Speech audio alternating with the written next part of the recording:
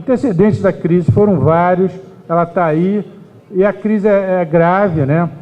E você vê que a estimativa, por exemplo, que o FMI, eu só olhei o dado do FMI, muita gente faz essa estimativa do custo, mas só para ter um padrão, né? Em abril, ela se estimava, o FMI estimava que era 945 bilhões, ela foi subindo a estimativa do custo subprime, hoje em dia já está em 4 trilhões. Provavelmente não vai subir muito mais que isso, mas por enquanto continua subindo. Então, até tirar isso do balanço dos bancos vai demorar muito, e isso aí tem afetado, porque com falta de crédito, você cai a atividade econômica, e o governo tenta suprir isso com políticas keynesianas de gastos públicos e queda de juros, mas isso tem seu limite. Quais são as projeções da crise, do crescimento, de novo usando o FMI? Essa estimativa está caindo sempre, e atualmente o Brasil, por exemplo, está perto de zero, estimativa do crescimento, os países desenvolvidos estão abaixo de 3, a Alemanha 4, o Japão 4, enfim. Agora, o que nós temos para instrumentos para diminuir os efeitos da crise? Nós temos 3 instrumentos. Temos o instrumento monetário, o instrumento fiscal, o instrumento regulatório. O instrumento monetário é quando os bancos centrais diminuem a taxa de juros. E nós vamos ver que esse instrumento já chegou ao limite, porque a taxa de juros já está essencialmente zero.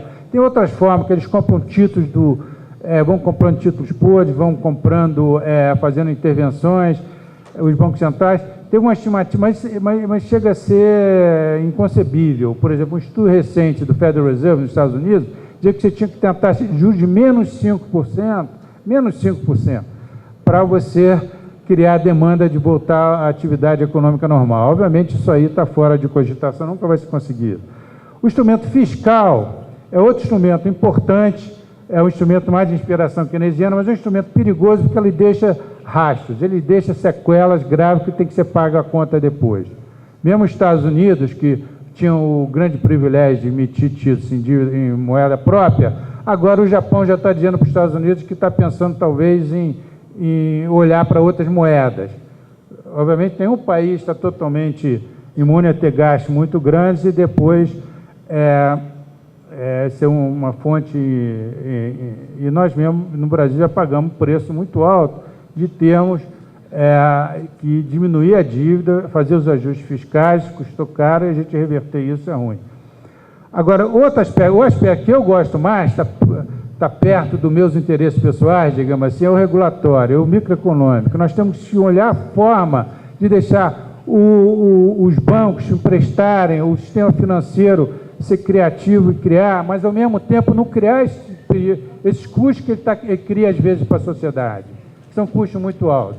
Então, a gente, como moderar isso, como regular isso, é a questão muito importante. Tem um economista americano, se não me engano, disse há pouco tempo no Brasil, que sempre é um problema, não adianta você fazer qualquer regulação que você fizer, vai ter alguém fazendo um erro de liquidez e você vai ter uma crise do mesmo jeito. Mas o problema é que se você não regular bem, você vai ter essas crises muito mais frequentes e muito mais graves. Então, como se regula ela bem, na minha opinião, a questão intelectual, prática, importante para a sociedade. E nisso o Brasil foi relativamente bem.